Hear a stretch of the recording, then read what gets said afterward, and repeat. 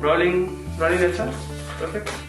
If you were to capture an entire state, where would you begin? With a very systematic project to repurpose government institutions, of course. And which government institutions would be repurposed? All of them.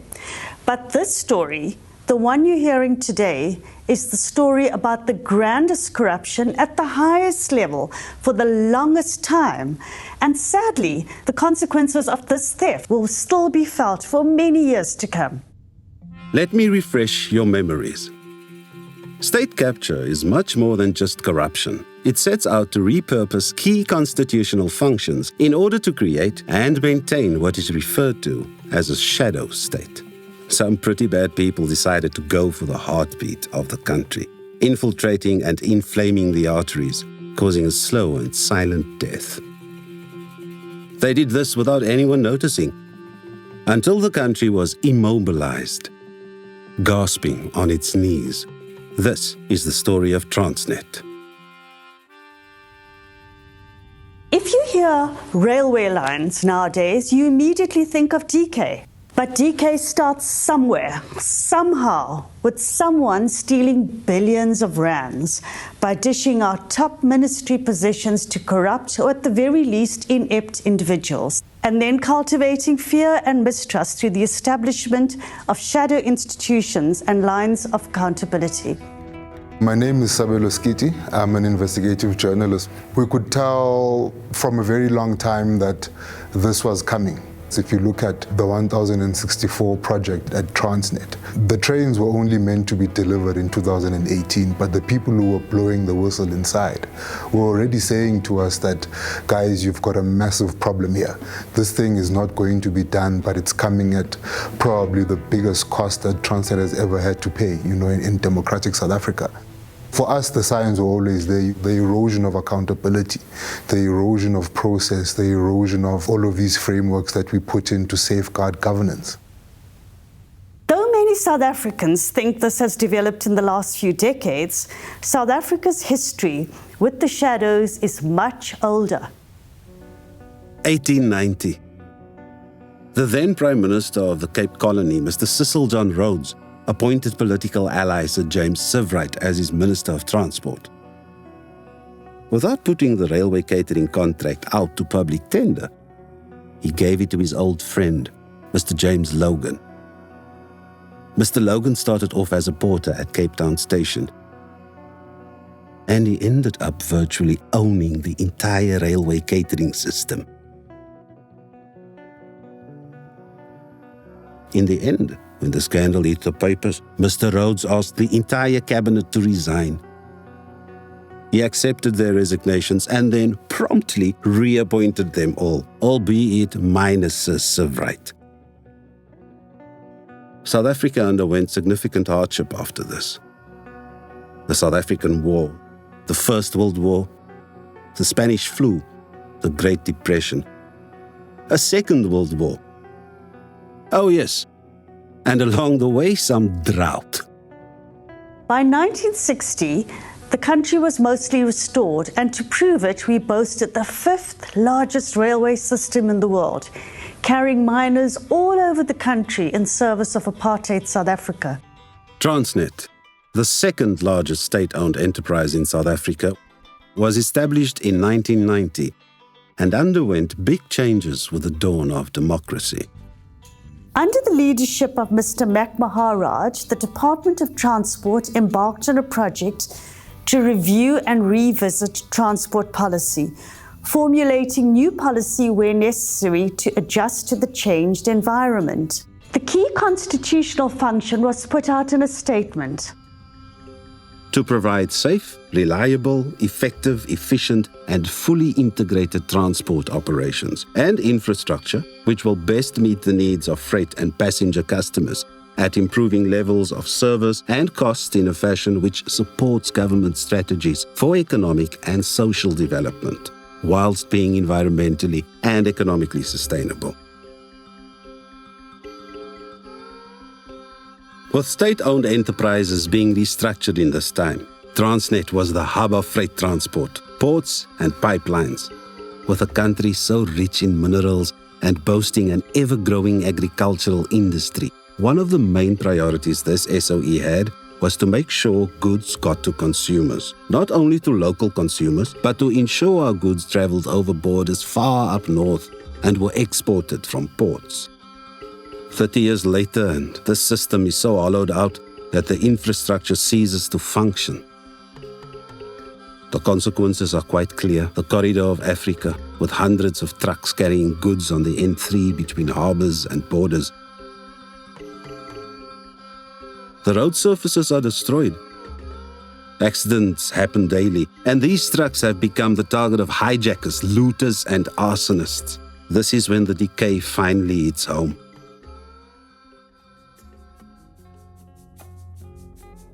In 2012, Transnet's annual capital expenditure increased rapidly, growing from 28.3 billion rand to 31.7 billion rand in 2014 and reaching 36.4 billion in 2015. This was the largest amount ever spent in a single year at Transnet, and also the time when the most looting took place. The greatest travesty about this whole radical economic transformation is that it feeds off our view that, the damage to state that was caused by state capture is only in the money that was lost. But think about all of the people that were standing in the way of all of this theft. The people that were senior executives inside finance and Transnet, for instance, their treasurer was hounded out. And you've got similar individuals inside Eskom, inside SAA. And for me, the greatest irony, of course, is that these were some of the most excellent black executives that the state had invested in.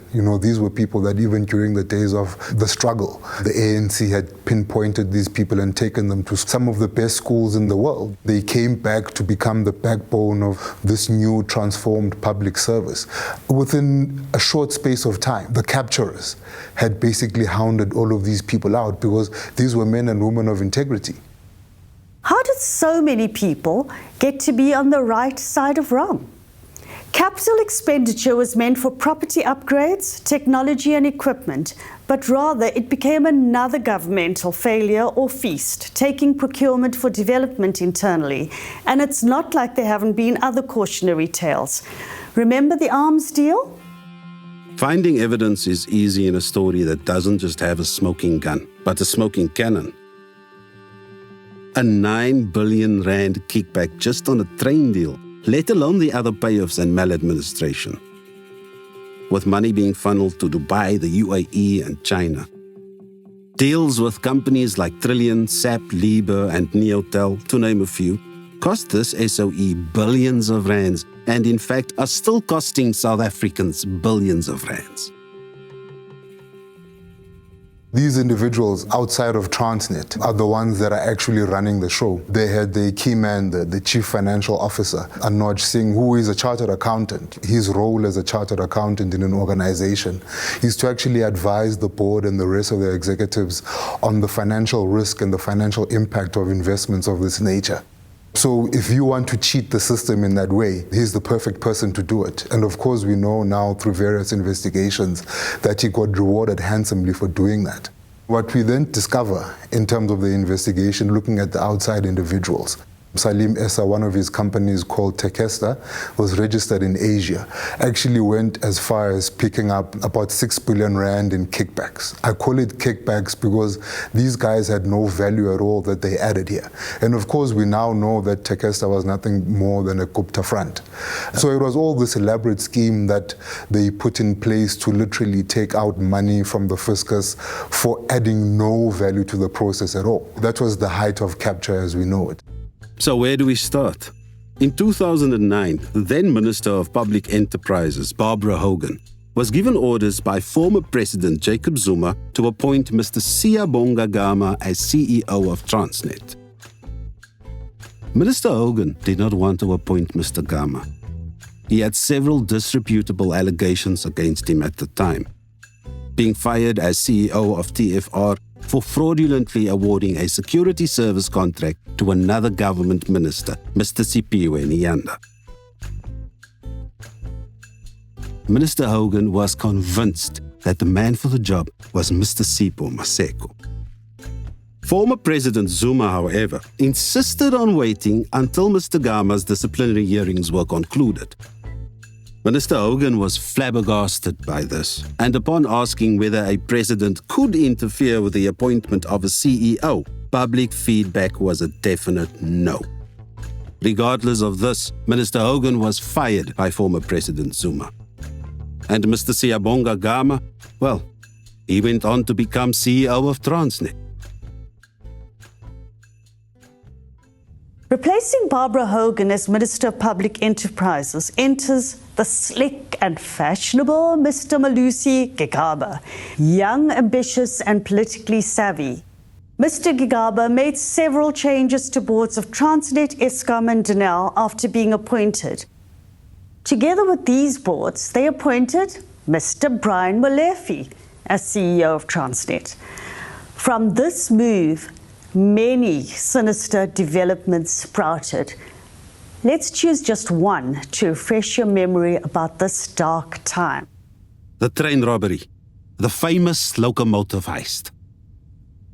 It starts in 2012. Malusi Gigaba has just come in as Public Enterprises Minister. He appoints a new board there. Inside this board are some individuals of questionable character. They then sit and consider a report from the executive that suddenly talks about this massive boom in the economy that is going to require a huge investment in freight and rail capability. The vision is that they need to buy about 1,000 locomotives to actually try and meet up with this demand that's coming.